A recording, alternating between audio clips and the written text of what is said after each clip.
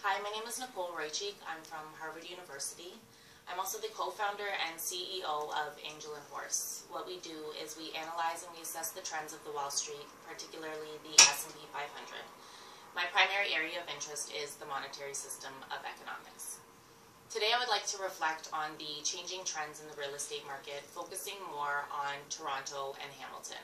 And there are two important factors to understand, the first being the housing market and the second being mortgage rates and how they are defined. So to begin with, what is a housing market? The housing market is a system that transfers wealth from young buyers to long-time owners who sell. So basically,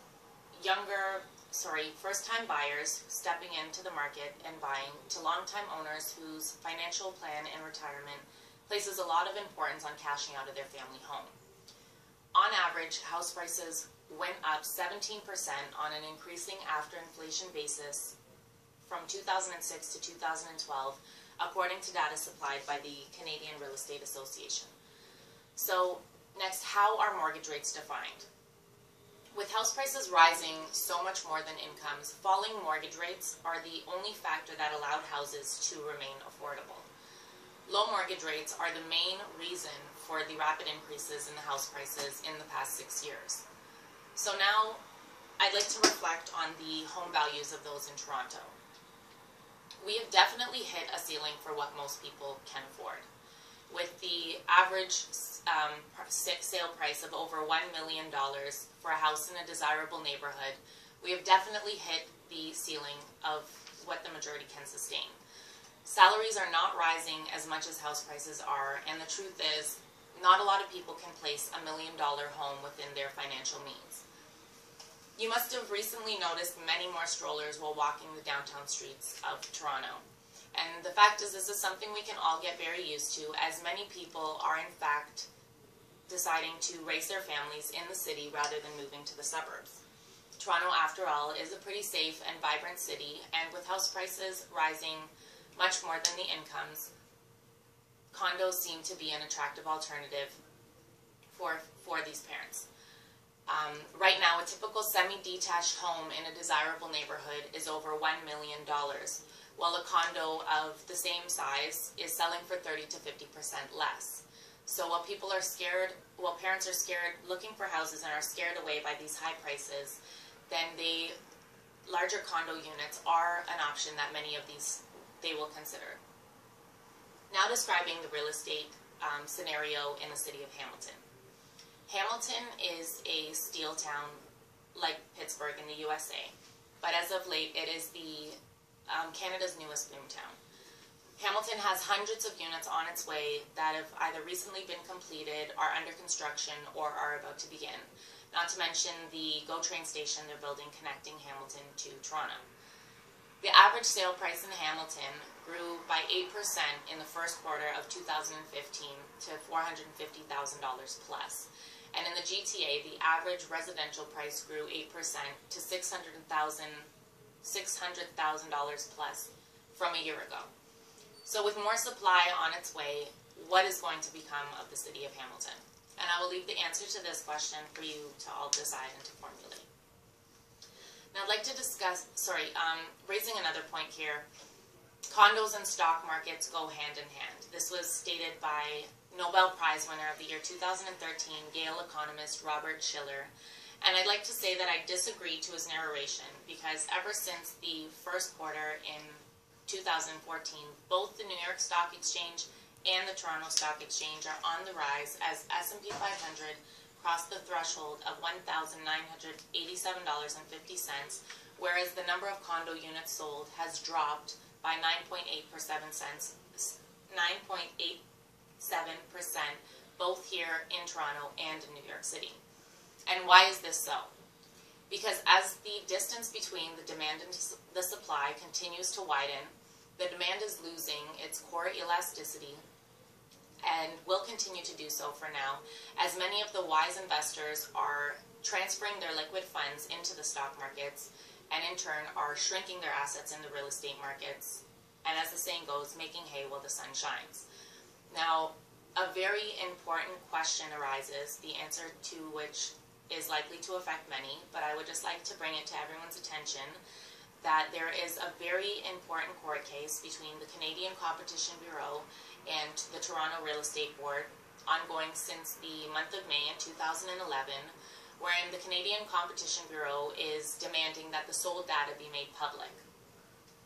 They're arguing that this data belongs to the public, data that previously only the agents had access to. Now, in the event that they win, this will not only further increase the already existing competition in the real estate market, but will also leave many real estate agents out of business, and this 5% commission model completely outdated and obsolete. Now, I'd like to highlight and discuss certain concepts like wealth and being debt-free. The dictionary defines wealth as an abundance of valuable possessions, or the state of being rich, material prosperity. Now, I agree to these definitions, but not fully, because if that asset has borrowings against it and is in debt, then it cannot be part of your wealth. Therefore, wealth denotes an asset which is debt-free. Now, here I would like to briefly describe the ideology of the government, and my question is, are we debt-free? And the answer is no. And why is that so? Because with this non-ethical behavior pattern of the government, and I proclaim it to be so, because it is encouraging its citizens to incur more and more debt by consistently facilitating borrowings, by offering low interest rates, and particularly those for housing mortgages. Now, secondly, why are mortgage rates offered at such low interest rates? And to be realistic, where is all of this money coming from while the economic growth is slow? The answer is the monetization of the debt. With all the excess currency notes being printed and dumped into the market through banks offering lower mortgage rates. Secondly, the subprime lending that all 6 Canadian banks are neck deep into, although they are in complete denial of the fact. They are offering mortgages to those with an annual income of $50,000 who are providing multiple job letters stating otherwise, and they're being approved for mortgages for houses that are priced $500,000 plus. Now, another important fact I'd like to discuss here is the reason why the U.S. Fed Reserve left the rate of interest untouched in its June 17th announcement. And with the U.S. Fed Reserve's intention to embark on its plan to steadily withdraw the quantitative easing program, it left the rate of interest untouched because, in hopes of controlling inflation and to avoid a price shock, it left this rate of interest untouched, but the hike is on its way come September 2015. It is also very important to note that the U.S., they do quantitative easing, which is official and can be contained, whereas in Canada we are monetizing the debt, and this is unofficial and it cannot be contained. So I'd like to talk about what an overnight rate is. And the overnight rate is the interest rate at which banks lend money to other banks, or the central banks lend money to other institutions short-term, overnight. And the overnight rate is the lowest available interest rate. So I would like to conclude with the message that the Bank of Canada has an important announcement coming July 15th, where I'm hoping that the Bank of Canada will display some economic sense and at least double the existing overnight rate of 0.75% to 1.75%.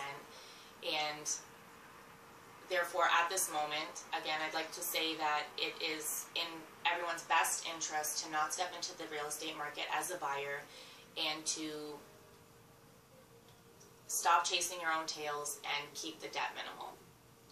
I'd like to thank Raul TV for the opportunity to share my research, also Mr. Irfan Malik, and again, thank you all for listening.